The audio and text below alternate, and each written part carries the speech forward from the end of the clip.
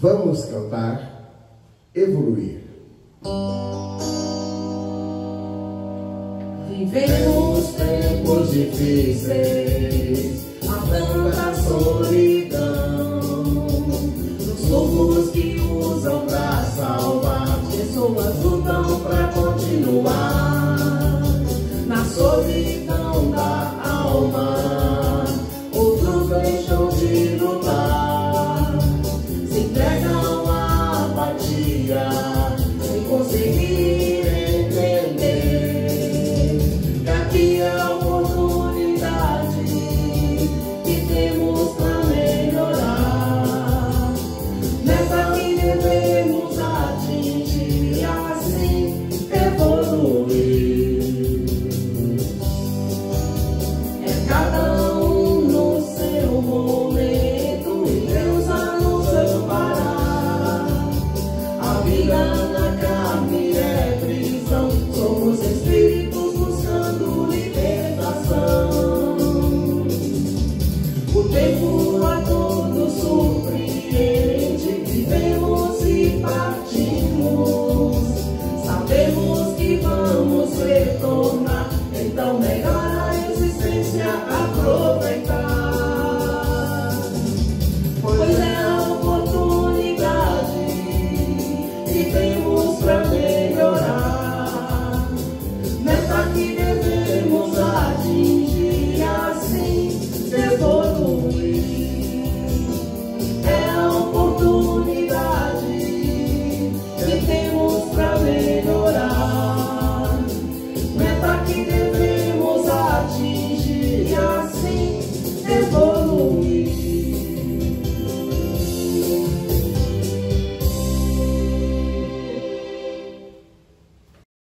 Nós vamos cantar Voo de Liberdade.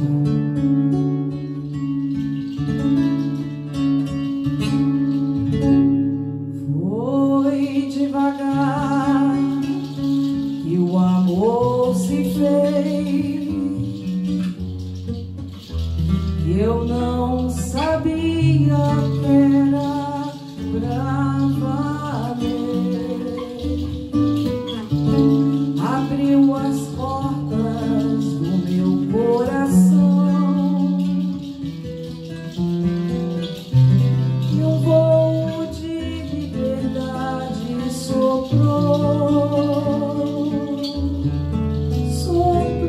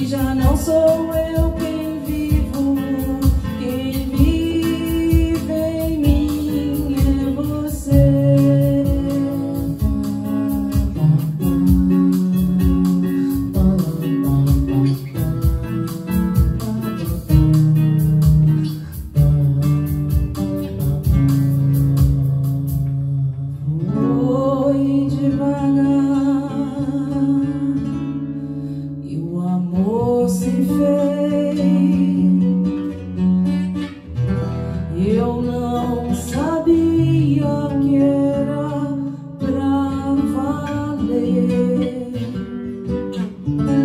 Abriu as portas do meu coração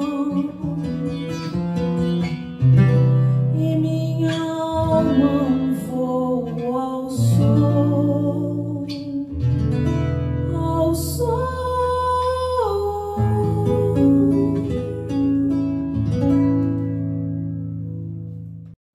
Vamos cantar Regeneração.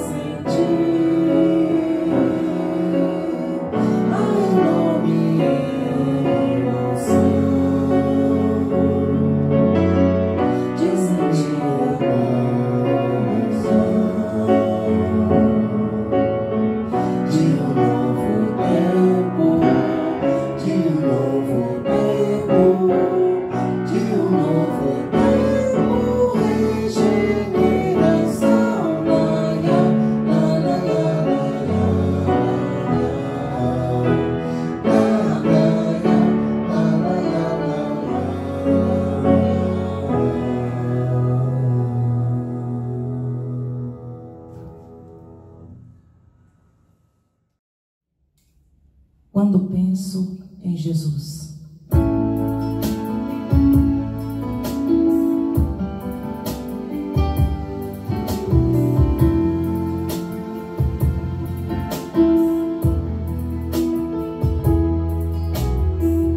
Toda vez que eu penso em Jesus, meu coração se acende no meu peito.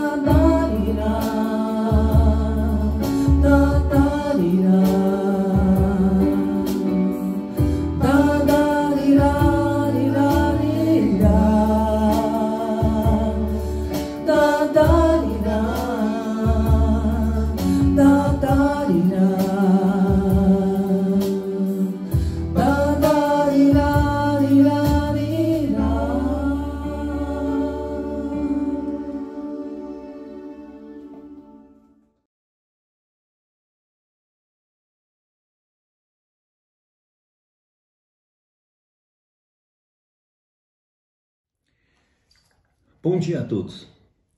Fraternais saudações a todos os companheiros que estão sintonizados com a nossa 30ª Coerem. Sejam bem-vindos. Nosso agradecimento em permitir que entremos em sua casa. E queremos entrar nela de uma forma diferenciada, com a nossa prece. Senhor, ensina-nos a orar sem esquecer o trabalho, a dar sem olhar a quem, a servir sem perguntar até quando, a sofrer sem magoar seja a quem for, a progredir sem perder a simplicidade, a semear o bem sem pensar nos resultados, a desculpar sem condições, a marchar para frente sem contar os obstáculos, a ver sem malícia, a escutar sem corromper os assuntos, a falar sem ferir, a compreender o próximo sem exigir entendimento, a respeitar os semelhantes sem reclamar consideração, a dar o melhor de nós, além da execução do próprio dever, sem cobrar taxas de reconhecimento. Senhor, fortalece em nós a paciência para com as dificuldades dos outros, assim como precisamos da paciência dos outros para com as nossas dificuldades. Ajuda-nos, sobretudo, a reconhecer que a nossa felicidade mais alta será invariavelmente aquela de cumprir-te os desígnios onde e como queiras, hoje, agora e sempre. Que assim seja. Hoje chegamos ao 3º dia. Encerraremos o nosso encontro deste ano. Isto de forma bem diferenciada, online, onde não estivemos presencial, longe um dos outros, mas perto por um único ideal, ou um ideal comum, a nossa confraternização. Temos certeza que nesses 30 anos a Coerem cumpriu seus objetivos com a máxima, uma opção de trabalho com Jesus. Sempre este foi o nosso lema. Queremos, nessa oportunidade, agradecer a todos que, mesmo de forma remota, cooperaram com êxito dessa confraternização. Queremos agradecer ainda, aproveitando a oportunidade, a Vânia e ao Valdir, que pela música harmonizaram todos os dias o nosso encontro. Somos gratos de coração. continuaremos e continuamos a contar sempre com essa participação deles, não só nessa confraternização como fizeram, mas também nas nossas reuniões virtuais através do Espiritismo Online, com aquele slogan, sempre unindo corações. Na oportunidade, aproveitamos e lembramos aos companheiros que estarão, de fato, acompanhando pelo chat, onde cada um de vocês poderão interagir com perguntas, com sugestões, com observações. Vamos, então, para o nosso estudo de hoje. O ser pleno, o ser integral, com a participação sempre carinhosa do nosso companheiro e irmão Emerson Pedersoli. Antecipadamente, o nosso agradecimento ao companheiro, a nossa gratidão pelo carinho com que sempre ele distinguiu a nossa Coerem nesses anos todos que participam conosco.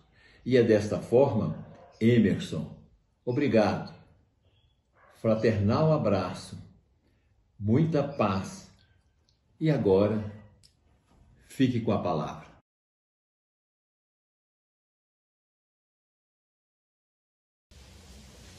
Olá, amigos, tudo bem? Hoje nós vamos trabalhar o tema que nos foi pedido para o encontro da Coerem, da Confraternização Espírita da região Nordeste.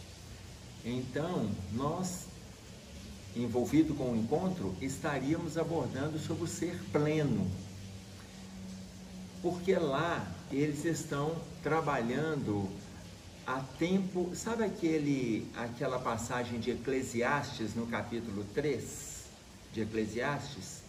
Então são 8 versículos falando que há tempo para plantar, tempo de plantar e tempo de colher. Enfim, vocês depois podem ir lá, conhecer os versículos, mas nós vamos trabalhar o versículo 7 e 8. Se estivéssemos no encontro, estaríamos dissecando esta passagem. Então, na palestra virtual, estamos fazendo a mesma coisa. Nós teremos lá no encontro o Ronaldo Jung, que vai estar trabalhando alguns, a Juscelma, que vocês também conhecem muito, e eu vou estar fechando com os versículos 7 e 8. E no fechamento destes versículos, nós estaremos trabalhando o ser pleno, ou seja, o homem integral, falando desse movimento nosso de plenitude, dessa busca de crescimento, de dissecação do bem e do mal, de discernimento nas escolhas que a gente está fazendo. Então, a proposta é essa, dentro do que nos foi colocado, ok? Então, veja, quando a gente pensa no ser pleno, nós vamos imaginar, nós vamos fazer primeiro um histórico, antes de chegar no indivíduo. Veja bem, vamos a partir do que a gente conhece da ciência, do pouquinho que a gente já tem de acesso. Imagine vocês só a nossa galáxia. A nossa galáxia, ela é composta de centenas de bilhões de estrelas. Olha só, a nossa galáxia, ela é composta de centenas de bilhões de estrelas, ok? A nossa Via Láctea, que de vez em quando ela aparece claro para a gente no céu, ela é composta de aproximadamente 100 bilhões de estrelas. A Via Láctea, que é uma partezinha da nossa galáxia, ela é composta de 100 bilhões de estrelas. Se nós sairmos hoje da Terra, na velocidade da luz, a 300 mil quilômetros por segundo, saíssemos hoje para chegarmos até a ponta da nossa galáxia, nós demoraríamos aproximadamente 100 mil anos. Veja bem, na velocidade de 300 mil quilômetros por segundo, nós demoraríamos 100 mil anos para chegar na ponta. Isso é só para nós termos uma ideia do tamanho da nossa galáxia. Nós nem estamos falando do universo. Porque como os cientistas estão tendo uma visão ainda muito mais ampla do universo, as novas referências bibliográficas não estão falando em universo, eles estão falando em multiverso. Por quê? Porque o universo dá a ideia de um, e agora eles estão falando para nós da amplitude. Então estão colocando o tema do universo ou sobre o universo como multiverso, para nós termos uma ideia. Então, técnicos do Centro Espacial de Houston, admirados com esta grandiosidade, eles colocaram que tem que existir Deus. Tem que existir Deus. Porque Ele é o maior matemático que existe. Segundo os cientistas do Centro Espacial de Houston, eles disseram desta maneira, por quê? Justificando a explicação deles. Quando nós lançamos, falando deles, quando nós lançamos uma espaçonave para fora da Terra, aquela parte que se desloca, que se chama bólide, quando a bólide se desprende da espaçonave que foi deslocada, do foguete, ela, para não cair no local populoso, para não cair em Nova York, Washington, Pequim, São Paulo, Londres, para não cair, eles precisam da exata posição da Terra em relação ao Sol, para calcular a queda da bólide, para que ela caia no deserto ou no mar. E eles disseram, só um matemático perfeito pode nos dar esse cálculo, então tem que existir Deus. Olha que interessante a visão dos cientistas. Por quê? Porque para eles, até para acreditar em Deus, tem que ter uma prova da ciência. Não basta a fé. Porque nós não somos cientistas. Como nós não somos cientistas, nós acreditamos em Deus. Acreditamos baseado na fé. A gente começa a pensar quem criou tudo isso, como coloca para nós o Livro dos Espíritos, lembram disso? Na pergunta de número 4, quando Kardec fala sobre a prova da existência de Deus, e aqui que os Espíritos respondem, no axioma que acreditais na vossa ciência, observai a causa de tudo que não é obra do homem, e a vossa razão responderá. Ou seja, a vossa razão responderá significa o quê? Fé raciocinada. Mas os cientistas, eles precisam aprofundar mais do que nessa crença trazida pelos espíritos.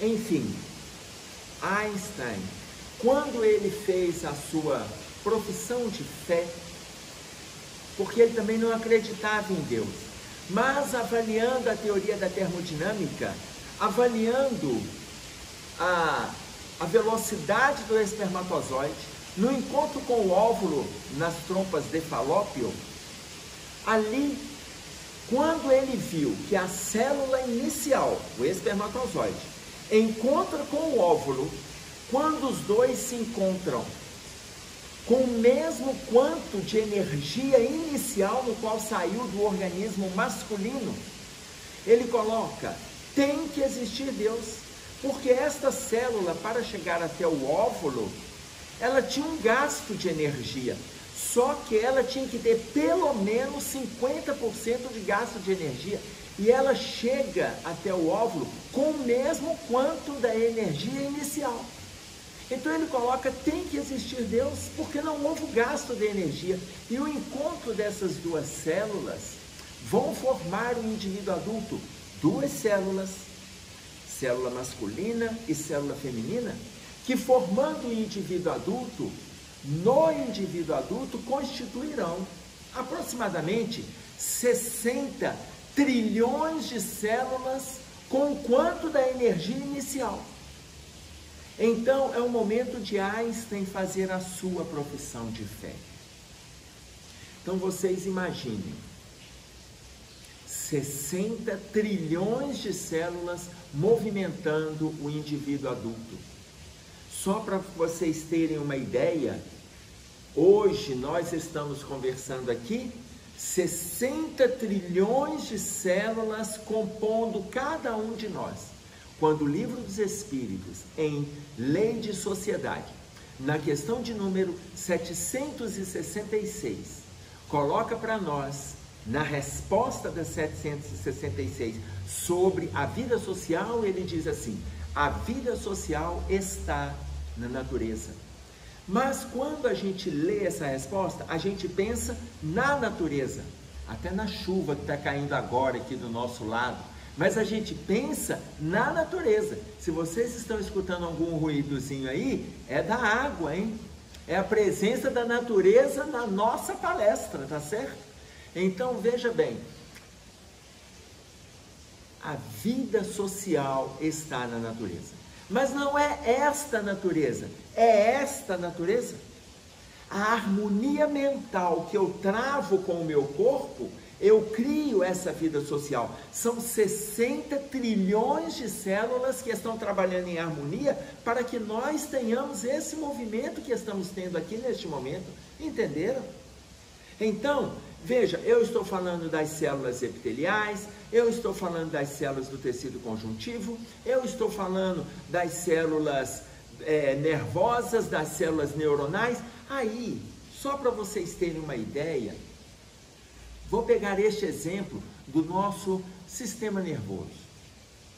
Se nós estamos falando de 60 trilhões de células constituindo o indivíduo adulto, só de neurônios, nós temos aproximadamente 100 bilhões de neurônios. 100 bilhões de neurônios trabalhando em nosso favor. Vamos pegar um outro exemplo. A bomba cardíaca, ou seja, o coração, numa vida média de 70 anos, ele bate aproximadamente 2 bilhões e 500 milhões de vezes, incansavelmente, a não ser naquele pequeno movimento da sístole e da diástole, porque nesse movimento de contração e dilatação, em 70 anos de vida, ele está batendo aproximadamente 2 bilhões e 500 milhões de vezes. São informações que podem ser aprofundadas de conformidade com os estudos de vocês, que nós vamos encontrar no livro Lampadário Espírita, trazido por Divaldo Franco, sob a orientação de Joana de Ângeles, no capítulo 4, intitulado O Corpo. E ela vai expandir essas informações. Então imaginem vocês, nós chegamos da galáxia, apenas um raciocínio superficial, bastante superficial, para o ser humano, e nesse movimento de educação, nesse movimento de construção da plenitude da criatura, é necessário que nós saibamos lidar com a educação. Educação nas relações, educação no estado íntimo. Porque eu volto na questão de número 766 de O Livro dos Espíritos, porque se a vida social está na natureza, eu estou falando desta natureza e eu estou falando desta natureza. Eu estou falando do contato que tenho para comigo, como eu estou falando do contato que tenho para fora de mim. Contato com a espiritualidade, contato com a divindade, contato com as pessoas, contato com a criação de Deus. Então, nós estamos falando da plenitude da criatura. Ou seja, eu estou falando do movimento da educação. Porque para eu dar conta de admirar da galáxia, do universo, ou seja, do multiverso, até mim mesmo, até chegar aqui, eu tenho que ter um movimento de autoeducação. Nesse movimento de autoeducação, que Kardec vai colocar para nós como sendo criar hábitos saudáveis, Então, nesse movimento de educação, que Pestalozzi, anterior a Kardec, vai colocar para nós como sendo um movimento de aprimoramento da criatura. Veja, Pestalozzi, quando ele faz essa colocação, nós vamos lá atrás, em Diotima, sacerdotisa mestra de Sócrates. Ela dizia que o trabalho do mestre é como o trabalho da parteira, é trazer à luz a beleza escondida dentro da criatura humana. Eu vou repetir. Diotima, sacerdotisa mestra de Sócrates, dizia que o trabalho do mestre é como o trabalho da parteira, trazer à luz a beleza escondida dentro da criatura humana. Então, todos nós temos algo a oferecer. Se o trabalho do mestre é trazer à luz a beleza escondida dentro da criatura humana, nós somos os educadores de nós mesmos. Eu posso colocar à baila, eu posso trazer à tona a beleza que existe dentro de mim. Todos nós podemos.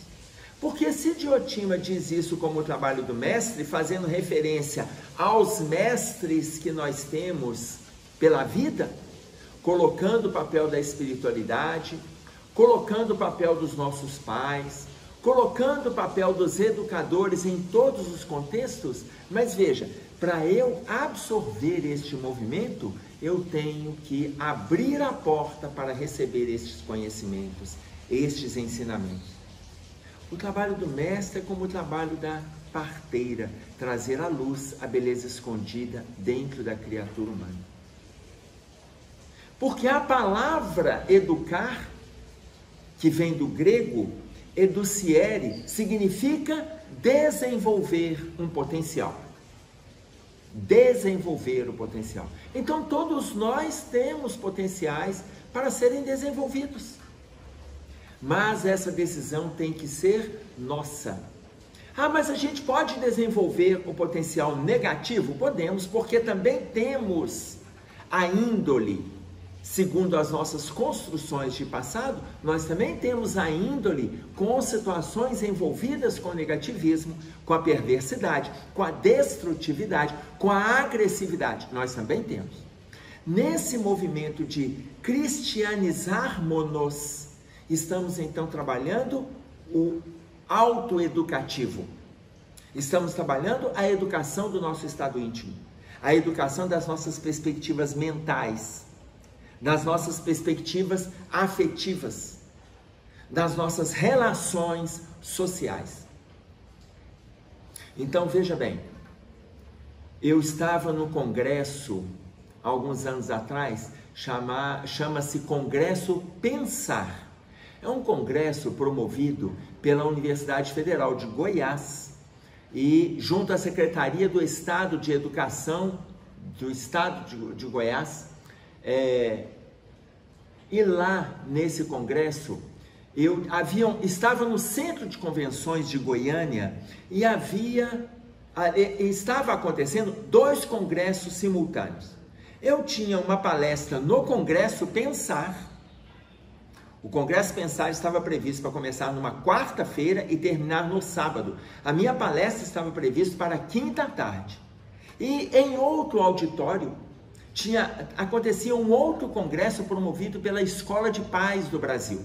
Neste congresso da Escola de Paz, a minha palestra era na sexta-noite. Então, eu estava, na mesma época, no Centro de Convenções de Goiânia e à quinta à tarde eu teria palestra no Congresso Pensar sobre educação, promovida para professores, e havia professores, estudiosos do país inteiro.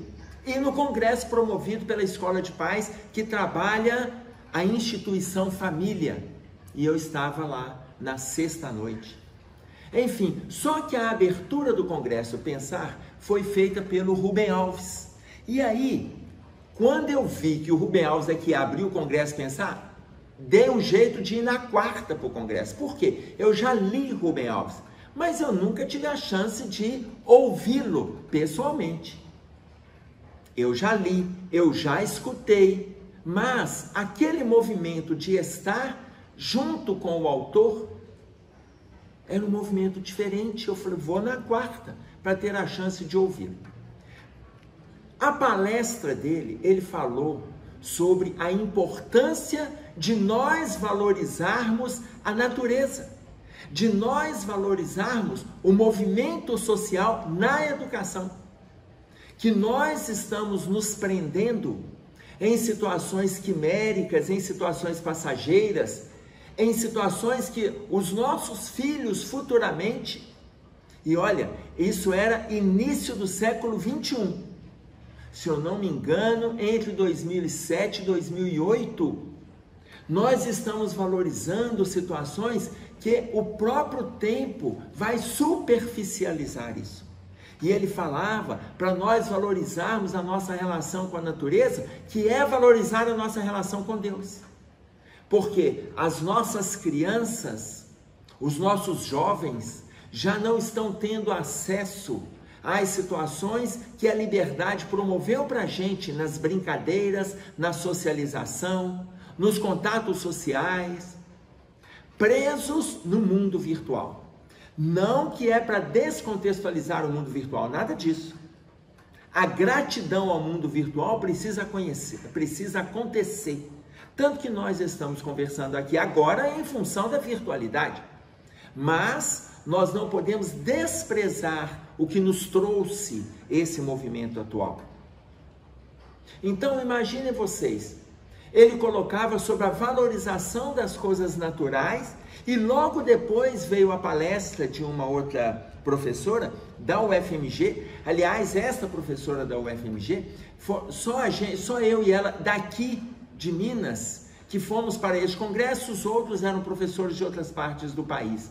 Ela fez uma colocação muito interessante ali, quando ela disse que a potencialidade do jovem hoje no envolvimento sexual, a potencialidade na gravidez, ela está reduzida em aproximadamente 50% a 60% da produção de espermatozoide dos nossos avós. Imaginem vocês, a produção de espermatozoide dos nossos avós, estou falando aí de aproximadamente 40, 50, 60 anos atrás, ela era para o volume de uma ejaculação de aproximadamente 15 a 18 milhões de espermatozoides. 15 a 18 milhões. 50, 70 anos se passaram. Os nossos jovens hoje estão com uma produção de aproximadamente 8 a 11 milhões de espermatozoides. Então, vocês imaginem, e aí ela explica na pesquisa que esse movimento, ele está acontecendo em função de nós valorizarmos muito mais os produtos que são industrializados do que os naturais. E aí ela vai fazendo uma série de estudos que só para nós termos uma pequena ideia, a abordagem que ela traz para nós. Ela fala, basta a gente pensar a quantidade de coisas que a gente alimenta, de condimentos, de enlatados, de conservantes, de agrotóxicos, que está no nosso dia a dia. A gente pega aquele suco caixinha com validade de meses. Como que a fruta que foi trazida daquela árvore transformou o suco e ainda vale 3 meses? De onde a gente acredita que ali tem um suco que vale 3 meses e que vai fazer bem para a gente? A gente pega um leite que foi tirado da vaca, que vai para a caixinha, que vai para o saquinho e fica meses ali na sua validade. Então imaginem vocês a quantidade de conservantes que a gente vai ingerindo. E aí ela coloca, fazendo outra referência, que é a própria natureza, os alimentos que chegam à nossa mesa, eles já não trazem a naturalidade lançada pela terra. Mas os agrotóxicos, os conservantes, para chegar na nossa mesa, a estrada que eles viajam, o tempo que eles viajam, na nossa cabeça está chegando fresquinho. Então vocês imaginem, o movimento de educação, ele é inclusive, eu estou citando um exemplo simples, na alimentação. Agora, se eu faço um movimento para me educar, porque veja, são alimentos que nós precisamos, mas quando nós pudermos evitar situações agressivas para o nosso organismo, evitemos. Por quê? Porque eu estou fazendo hoje um movimento de fora para dentro. Mas eu preciso fazer um movimento de dentro para fora. É a perspectiva mental, é a perspectiva afetiva, para que eu me abra e receba a perspectiva espiritual. Mas se eu estiver com o corpo saudável, fica fácil eu fazer esses movimentos. Se eu estiver com o corpo agredido pelas questões que a sociedade oferece, pelas destruições que eu promovo aqui dentro, eu não terei facilidade de captar e conquistar esta plenitude. Então, vocês estão entendendo a forma com que nós estamos caminhando nesse raciocínio? Não é só a gente pensar no homem pleno, e nós vamos ver aqui o que é o homem pleno. É o homem regenerado. Nós vamos ver a colocação que o Hamed faz do homem regenerado. Mas veja, eu preciso, para chegar, eu preciso de construir, eu preciso de caminhar, eu preciso de degraus. Eu não vou dar um salto, não existe o salto. Então, se a evolução não dá saltos, por que nós vamos contrapor essa orientação que está vindo dos Espíritos? A evolução não dá saltos. Então, vocês imaginem, voltando a essa questão da educação, Paulo Freire, que foi, alguns que não o conhecem, ele foi o homem mais premiado com o título honoris causa, doutor honoris causa do país. Aliás, para irritar aqueles que fazem aversão à educação ou aversão à política, ou melhor, aversão a políticos, só para vocês terem uma ideia, para aqueles que não conhecem e muitas vezes criticam, ele é um dos educadores mais valorizados do mundo, pouco valorizado no Brasil, mas é filho da nossa terra. Os 3 mais valorizados no mundo, que mais receberam títulos, inclusive este, doutor honoris causa, primeiro é Paulo Freire, depois o sociólogo, antropólogo Darcy Ribeiro, e que também foi político, e depois aquele que está na nossa geração, que todos nós conhecemos. Vocês já ouviram falar no tal de Fernando Henrique Cardoso? O próprio, o sociólogo Fernando Henrique Cardoso.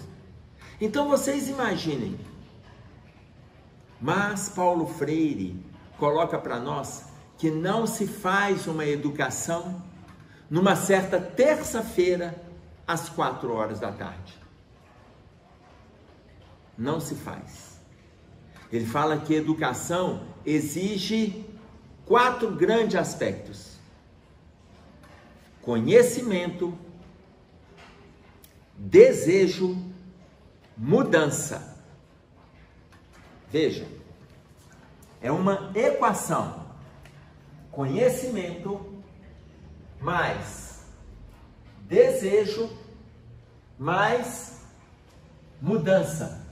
Esta equação, a soma destes 3 aspectos, exige tempo. 4 aspectos de uma educação saudável: conhecimento, desejo, mudança. E isso tudo nós teremos tempo para conquistar. Tanto que Paulo Freire diz mais, ele diz: saber e sabor. Saber e sabor têm a mesma raiz. O sabe. O que ele quer dizer? Prazer em conhecer, ou conhecer com prazer. Conhecer e se conhecer. Conhecer com prazer e ter prazer em conhecer. Se conhecer com prazer e ter prazer em se conhecer. Então veja, a equação que Paulo Freire deixa para nós. Se Paulo Freire coloca para nós sobre a importância do movimento educativo, e aí eu coloco para nós a importância deste movimento autoeducativo. Porque eu posso aplicar tudo isso aqui. Aí sim nós vamos caminhar na direção da plenitude da criatura. Vocês estão entendendo a linha de raciocínio? Agora nós vamos caminhar na direção do indivíduo pleno. Porque veja, no capítulo 3 de Eclesiastes, no versículo 7, ele vai colocar para nós sobre tempo de coser e tempo de rasgar. Coser no sentido de costurar. Tempo de coser e tempo de rasgar. Tempo de falar e tempo de silenciar. Tempo de ficar calado. Então, como nós estamos usando essa relação? Eu tenho que costurar hoje. Qual o tempo que nós estamos? Nós estamos no tempo de costurar relações ou no tempo de rasgar relações? Eu estou no tempo de costurar o meu estado íntimo ou eu ainda estou rasgando valores que eu preciso absorver? Porque se nós entendermos na íntegra, dentro da compreensão que a gente tem, tempo de coser e tempo de rasgar, ou seja, hoje eu posso fazer as duas coisas aqui dentro. Eu vou rasgar aquele estado íntimo conturbado, pernicioso, agressivo e vou começar a costurar uma construção nova dentro de mim. Porque eu tenho valores. Nós temos valores. Vocês têm valores.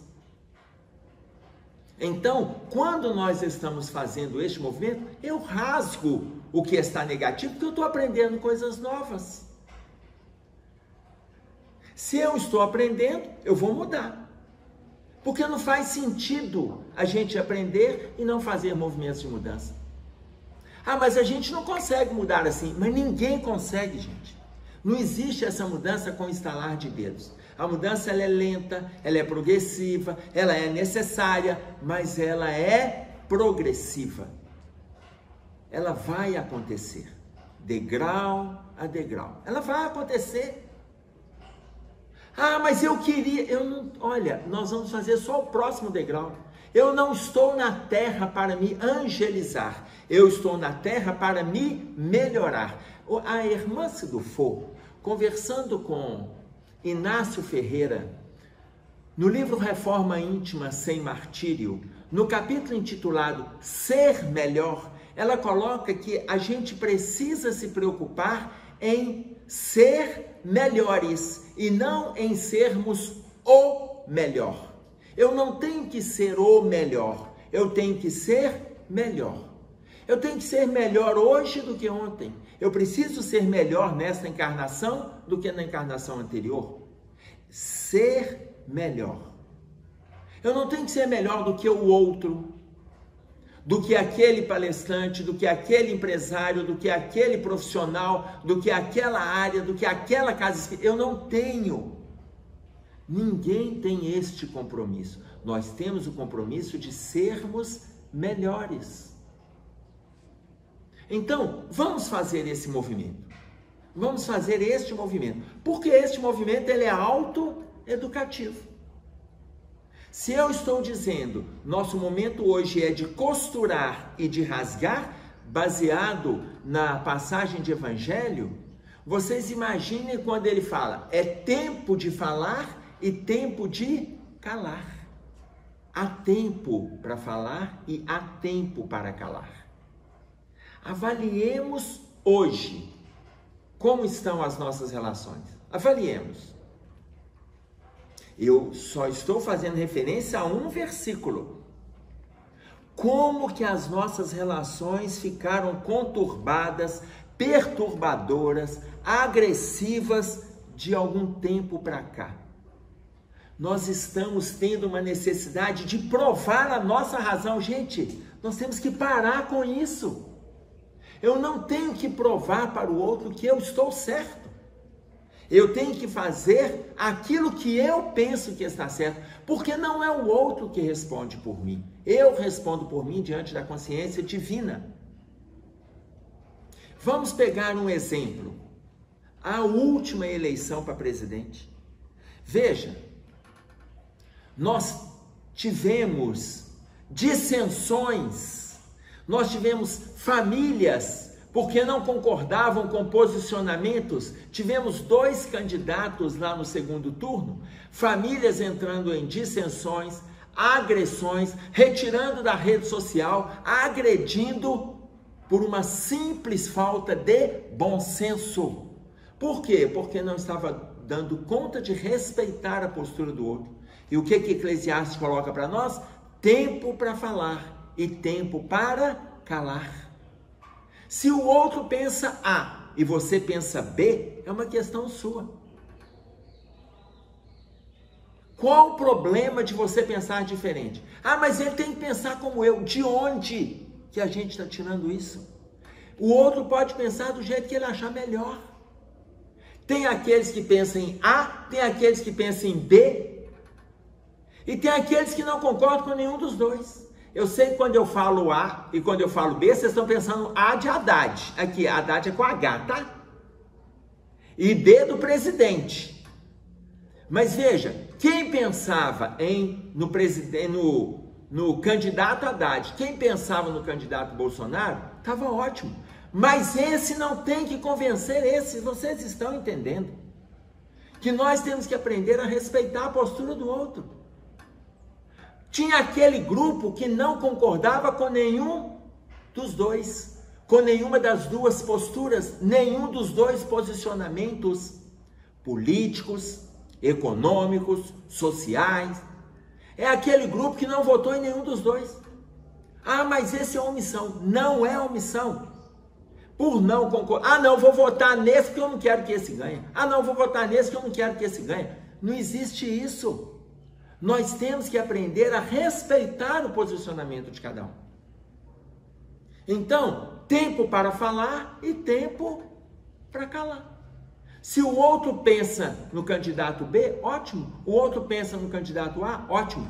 Você vota de conformidade com o seu estado íntimo. Eu não tenho que agredir, eu não tenho que destruir, eu não tenho que desconstruir, eu não tenho que fazer esse movimento. Por quê? Porque isso é um desrespeito. Há tempo para falar e tempo para calar? Se alguém me pergunta, me posiciono. Se não me pergunta, eu não preciso. É tempo de calar. Aí as pessoas me perguntavam assim, Emerson, em quem que você vai votar? Eu respondia o óbvio. Vocês estão pensando assim, qual que é o óbvio dele, hein? Aqui, sabe qual que é o óbvio? O voto é secreto. O voto é secreto. Ah, Emerson, mas custa você falar? Custa, o voto é secreto. Ah, não, quando fala assim, vai votar em... Ok. Ah, não, se você concordou, então vai votar em... Ok também. O voto é secreto. Eu posso votar no candidato A, eu posso votar no B, eu posso não votar em nenhum dos dois por não concordar com nenhuma das duas posturas, e isso não é omissão. Então imagine, o nosso país ficou dividido em 3. O que ganhou, ganhou com alguns milhões de votos na frente. O segundo ficou alguns milhões de votos atrás e muitos milhões, quase empatando, não concordavam com nenhum dos dois posicionamentos. O não concordar não significa que vai atuar contra a gente. Ser adversário não é ser inimigo. Ser adversário não é ser inimigo. Então, nós podemos ser adversários, por quê? Porque pensamos diferente. Quando nós respeitamos o pensamento diferente do outro, o outro respeita o nosso, estamos caminhando para a plenitude das relações. Vocês vão lembrar, quem leu Nosso Lar? Quem não lembra, eu vou citar, quando André Luiz cita para nós a respeito de um ministro que esteve aqui na terra durante a Segunda Guerra Mundial, é o ministro Benevenuto. E o ministro André Luiz pergunta assim, qual foi a maior dificuldade que ele e aqueles que o assessoravam, aqueles que o ajudavam, que o acompanhavam, tiveram no atendimento, no resgate daquelas vidas que estavam sendo ceifadas na Segunda Guerra Mundial. Olha a resposta do ministro. A maior dificuldade foi socorrer os soldados alemães que estavam desencarnando. Porque quando nós aproximávamos dos soldados alemães, como eles não tinham envolvimento com nenhuma religiosidade, ele não está falando de religião, não tinham uma percepção da divindade no estado íntimo deles, eles olhavam para nós e acreditavam que nós éramos assombração, os fantasmas, e eles corriam com dificuldade de receberem ajuda. Essa foi a maior dificuldade. Então eles não vieram? O ministro responde, não. Eles não aceitaram. Eles então terão que despertar esse movimento dentro deles, ou seja, respeito à posição íntima de cada um. É o que nós estamos falando. Tempo de falar e tempo para calar. Então nós não temos que agredir as pessoas por não pensarem como nós. Não temos que agredir. Como também não podemos ser agredidos por pensarmos diferente. Vocês imaginem que no Brasil tem os chamados institutos de pesquisa. Já ouviram falar? Pois é. Então vocês imaginem, aí só fazendo uma observação para ficar na nossa mente, para a gente questionar. Não estou dizendo que vocês têm que concordar ou discordar, por quê? Porque há tempo de falar e tempo de calar. E agora é a minha vez de falar. Então eu vou falar, olha só, existe um instituto de pesquisa. A minha lógica, se o voto, falando só do voto, não estou falando do instituto de pesquisa em outras pesquisas, se o voto é secreto, por que existe instituto de pesquisa que te pergunta em que você vai votar? A lógica, o voto é secreto. Aí quando a gente não responde, mas custa, o voto é secreto. Aí tem um instituto de pesquisa que fala que é esse que ganha, aquele que ganha, quem está em segundo, quem está em terceiro, qual a porcentagem, esse aqui não vai subir, não, olha, esse aqui começou a subir. Se porventura ele está fazendo toda essa pesquisa e está todo mundo falando, é sinal de que o voto passa a não ser secreto. Ele passa a ser apenas obrigatório, porque só no Brasil. Em outros países também devem ser, eu não sei citar. Mas no Brasil ele é obrigatório. Então, ele é secreto até onde? Porque se existe instituto de pesquisa, acaba o silêncio do voto. Vocês estão entendendo o raciocínio? Por outro lado, ele é obrigatório. Mas obrigatório em qual contexto? Naquele contexto de que você tem que ir lá, porque senão, veja bem, vem punição. Punição é, você não consegue passaporte, não consegue visto, né? Tirar seu passaporte.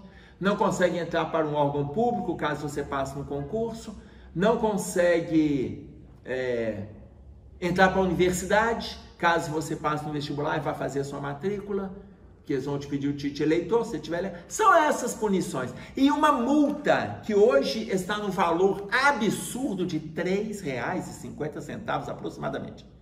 Então, se você fica sem votar uma, duas, depois, se você ficar, você vai lá e paga 2 ou 3. Não estou fazendo apologia à não votação ou o não cumprimento da lei, nada disso. Eu estou dizendo para vocês que nós temos muitas incoerências, porque não estamos dando conta de respeitar hora de falar e hora de calar. E aí, o capítulo Quem são os regenerados do livro Renovando Atitudes, nós vamos ver aqui, eu vou só pegar uma colocação para você, algumas.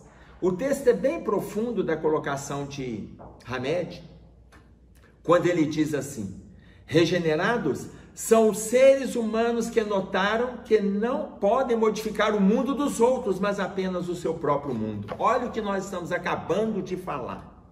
Regenerados são aqueles que não podem modificar o mundo dos outros, só pode modificar o seu mundo.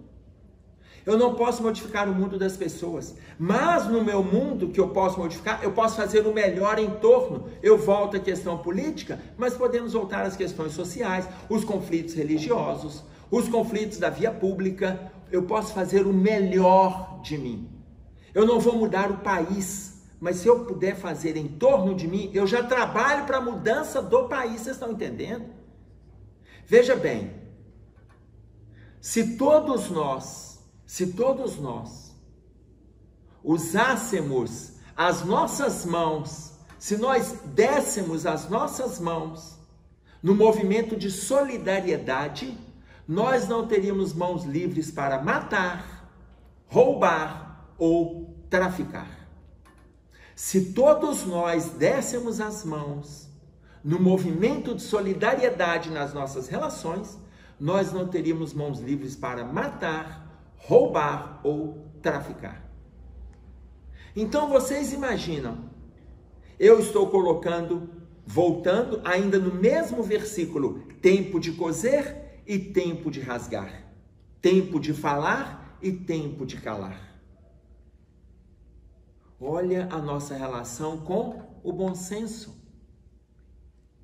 Quem são os regenerados? O indivíduo pleno é aquele que caminha para a autoconsciência. Eu não tenho que me preocupar em conscientizar o grupo, eu vou me conscientizar primeiro. E aí eu me coloco à prova e passo também a trabalhar em favor do grupo. Mas se eu não faço por mim, como que eu vou fazer por alguém?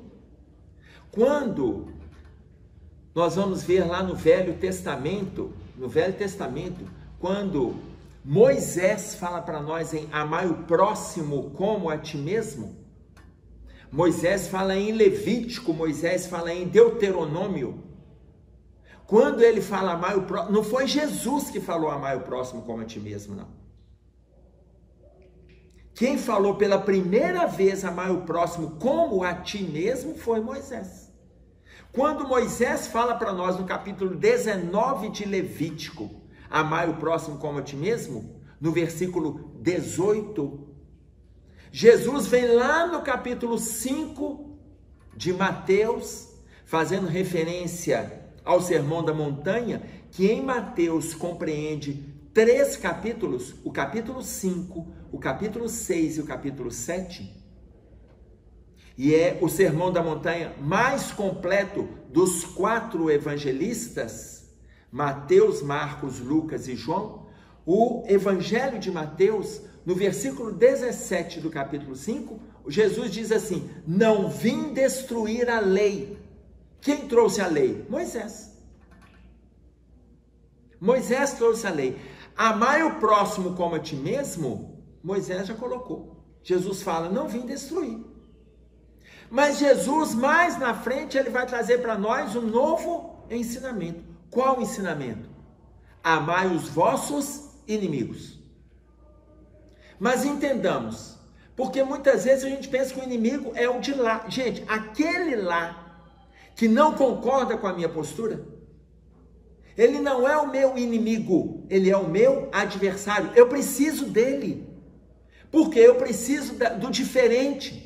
O diferente me faz pensar. Imagina vocês, se um time de futebol não tivesse adversários, ele ia jogar com quem? Imagina se um político não tivesse adversários, ele ia avaliar as posturas, os projetos, ele ia avaliar como? Imagina se numa família não tivessem adversários, como que aquela família ia progredir? Eles iam achar que tudo que eles fazem está sempre certo.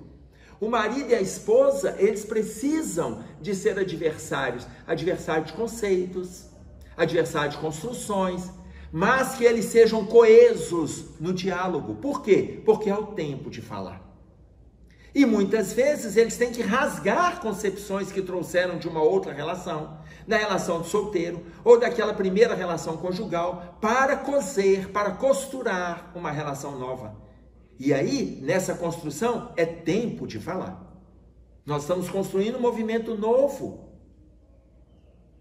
Então, vocês imaginem, nós precisamos de fazer essas construções. Quando Jesus fala para nós, amai os vossos inimigos, ele está colocando, não é aquele inimigo, este inimigo, porque eu tenho dentro de mim inimigos. Quando eu me prendo na vaidade, no mal-estar, no pensamento negativo, na indisposição, na agressividade, são os inimigos. Mas quando ele fala amai os vossos inimigos, por quê? Porque entendendo que eu tenho essas dificuldades, eu começo a me transformar. Se eu não entendo, eu não mudo. Se eu não entendo, eu não faço movimentos de transformação. Se ame, para que você mude. Se eu me amo, fica fácil amar o próximo. Se nem eu me amo, eu vou amar alguém como? Ah, eu amo o mundo, o meu problema é porque eu não me amo. Eu amo as pessoas, mas eu não me amo. Como? Não tem jeito. Aí vem a orientação de Jesus, amai os vossos inimigos, ame o vosso estado íntimo conturbado, porque assim você reconhece que tem o movimento interno de conturbação. Esta colocação é a própria colocação do Eclesiastes no versículo seguinte, quando ele fala, há tempo para odiar e tempo para amar. Odiar não quer dizer que eu tenho que sair cravando, agredindo. Não, eu preciso perceber que eu tenho estados negativos. Por quê? Porque nesse movimento de raiva, eu vou colocar aqui entre aspas, raiva desse estado íntimo conturbado, para que eu me reconstrua. Tá claro isso? Então, há tempo para amar e tempo para odiar. Neste movimento de autodescobrimento, eu estou reconhecendo aquilo que eu já construí. Eu não estou conhecendo apenas. Se eu tenho aquele desvalor, a mentira, eu tenho o valor da mentira dentro de mim, então eu estou revendo. Por quê? Porque eu estou construindo esse valor há séculos. Hoje eu estou entendendo que ele é um desvalor. Desvalor. E aí eu vou odiar, ou seja, eu vou extirpar. Eu reconheço. Então eu vou começar a construir valores novos. Eu reconheço que eu tenho a índole da vaidade. Se eu reconheço que eu tenho a índole da vaidade, eu vou odiar isso. Eu preciso destruir. Eu preciso desconstruir. E eu vou valorizar um novo que está surgindo dentro de mim. Veja, não é desleixo, não. A gente precisa se cuidar. Aquela vaidade disciplinada, onde tem o autocuidado, ela é importante. Quem vai colocar isso para nós é o livro Médiuns, o Espírito de Miramês, através de João Nunes Maia, no capítulo intitulado Vaidade, que é a importância do autocuidado. Então, há tempo para odiar, mas há tempo para amar. Mas Hamed traz ainda para nós, falando dos indivíduos regenerados, que os indivíduos, lugares e ambientes não podem ser mudados e que as únicas coisas que podem e devem ser alteradas são as suas atitudes pessoais, reações e atos relacionados a esses mesmos indivíduos, lugares e ambientes de sua vida. Não sou eu que vou mudá-los, eu vou mudar a minha maneira de lidar com eles. Eu não vou mudar o ambiente, eu vou mudar a minha maneira de perceber o ambiente. Eu não preciso de perceber de forma agressiva. Eu não preciso de denegrir o ambiente, aquelas pessoas. Mas quando eu sentir que foge da percepção doutrinária, evangélica, quando eu perceber, eu vou despertar em mim o sentimento de misericórdia. Misericórdia. Aí eu estou criando um ambiente novo. Tá claro isso, gente? Tudo bem? E aí ele coloca, quem são aqueles os regenerados?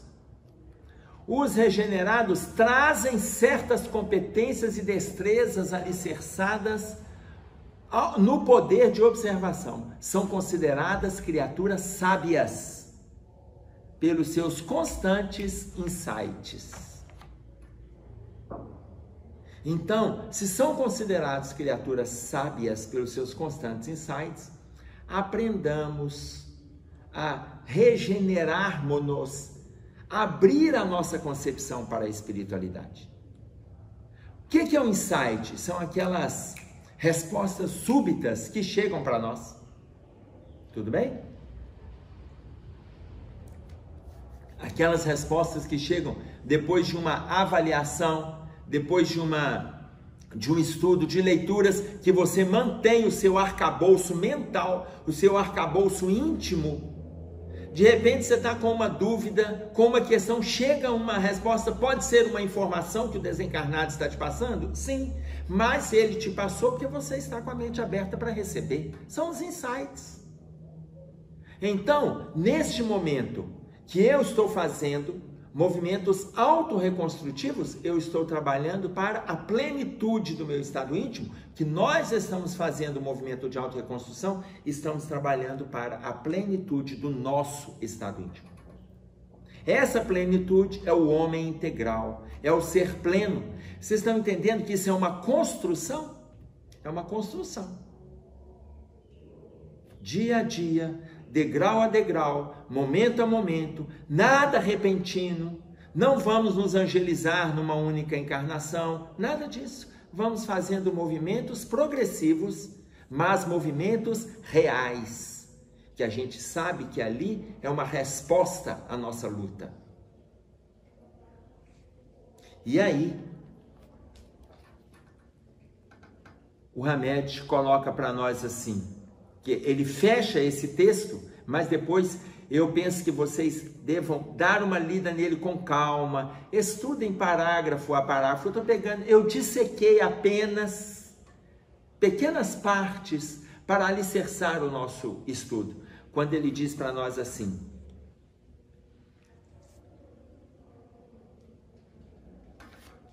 os regenerados são aqueles que vão assumir, sobretudo, assumir sua própria missão na Terra, porque constataram que cada um tem uma cota própria da contribuição perante a divindade.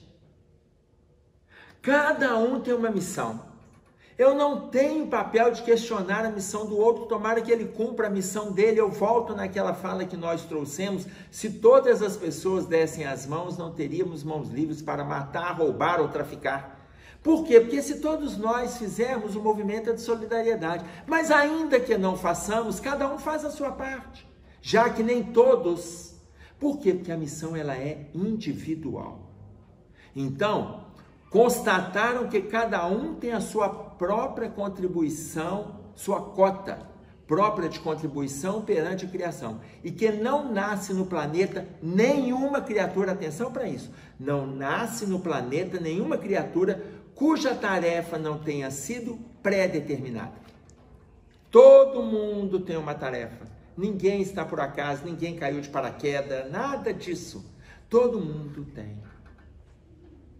E aí, se o versículo encerra para nós essa passagem do capítulo 3 de Eclesiastes, se o versículo 7 fala tempo de coser e tempo de rasgar, há tempo para falar e há tempo para calar, o versículo 8 coloca para nós há tempo para amar e tempo para odiar, mas ele encerra dizendo: há tempo de guerra e há tempo de paz. Se estamos vivendo hoje na conturbação transitória do planeta, em algumas situações, a guerra está acontecendo nos movimentos sociais, políticos, econômicos. Não vamos transpor esse movimento agressivo para o nosso estado íntimo. Nós já temos os nossos conflitos. Vamos reconhecer esses conflitos e fazer movimentos de mudança. Reconhecer esses conflitos e fazer movimentos de mudança é atender uma colocação de Jesus.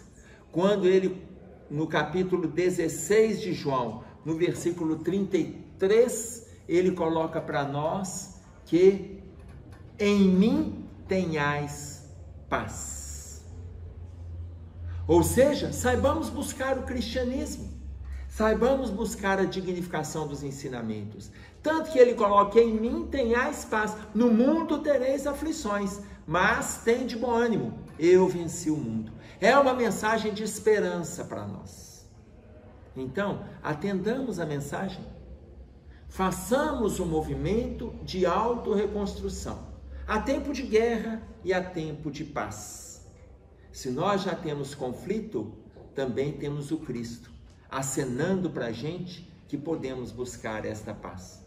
Mas não vamos transpor para o muro do nosso estado íntimo, não vamos transpor o muro do estado íntimo e trazer os conflitos para dentro de nós.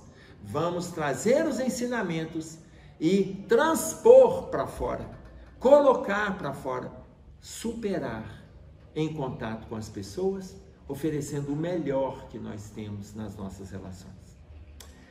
Eu vou agradecer a paciência de vocês, tomara que tenha valido nosso bate-papo de hoje. Até breve, se Deus quiser. E fiquem com Deus.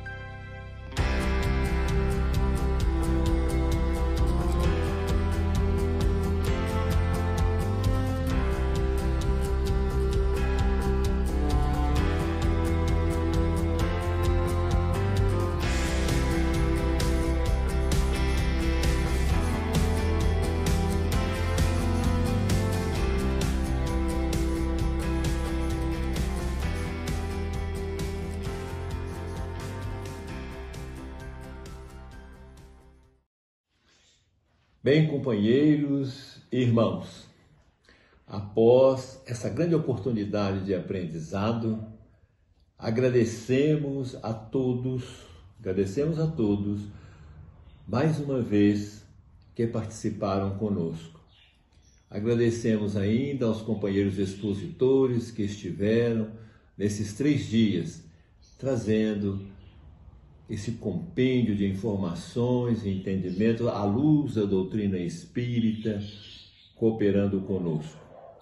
Podemos ter a certeza de que, valendo do tema central da nossa Coerem, dos nossos encontros de carnaval, através da AME, não é? Há tempo para cada propósito. E é desta forma que encerramos a nossa 30ª Coerem 2021.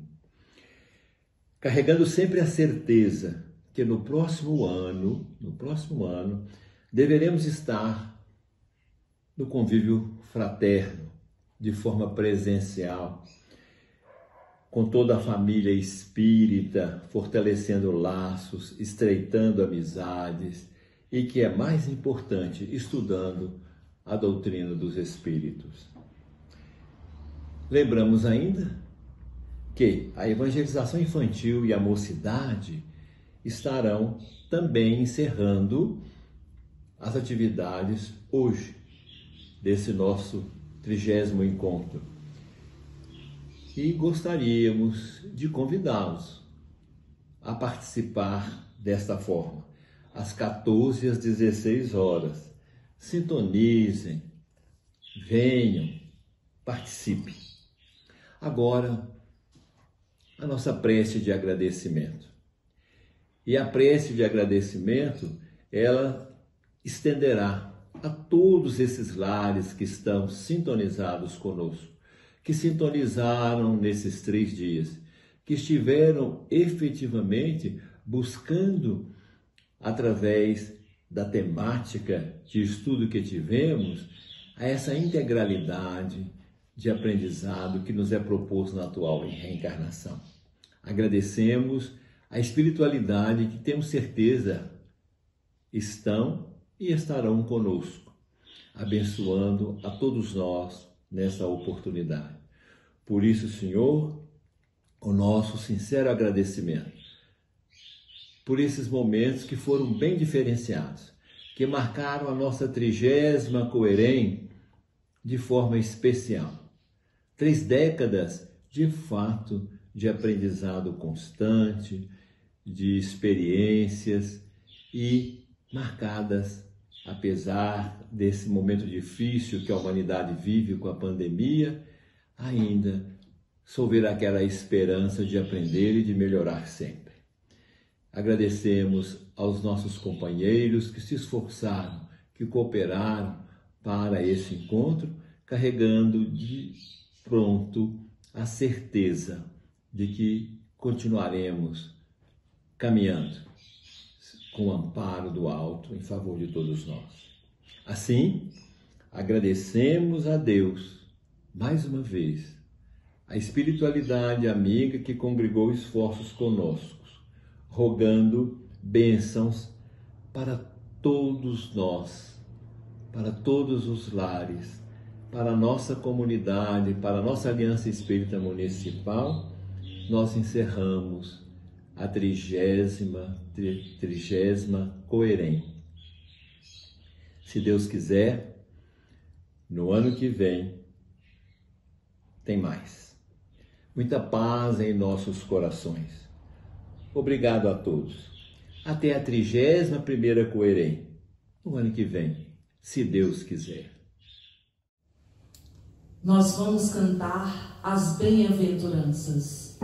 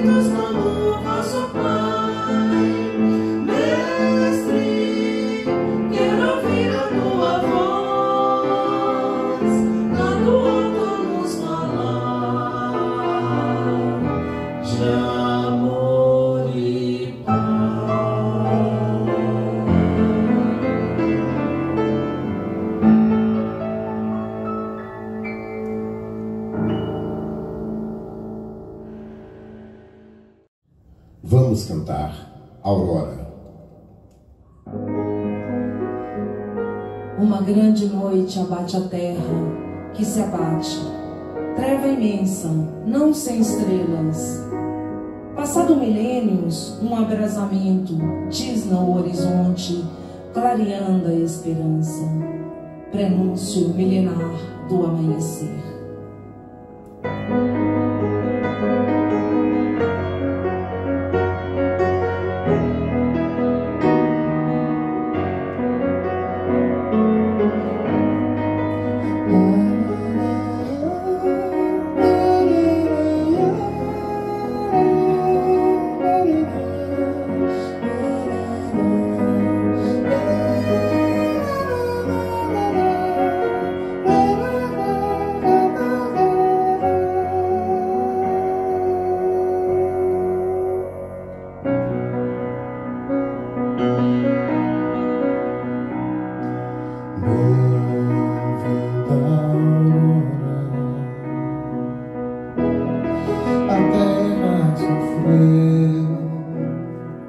Noites convulsivas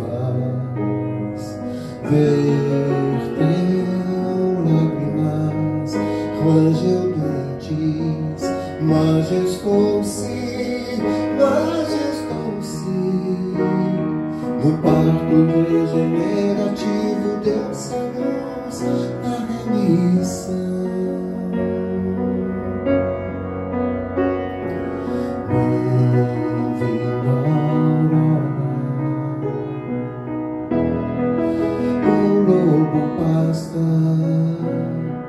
Junto ao cordeiro, crianças brincam com a serpente e os anjos andariam com os homens que vomitam no amor da redenção.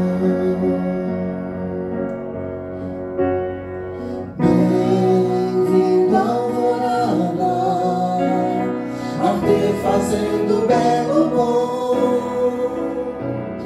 entre flor e olhar, a aliança, homem Deus, já não é só arco-íris, é comunhão. Bem-vindo dia, bem-vindo dia, bem-vindo a luz. Bem-vindo dia, bem-vindo dia, bem-vindo a luz. Bem-vindo a alvorada, arte fazendo belo bom, entre flor e olhar. Aliança, homem Deus, já não é só arco-íris, é comunhão. Bem-vindo dia, bem-vindo dia, bem-vindo a luz. Bem-vindo dia, bem-vindo dia, bem-vindo a luz. Bem-vindo aurora, bem-vindo aurora, bem-vindo a luz.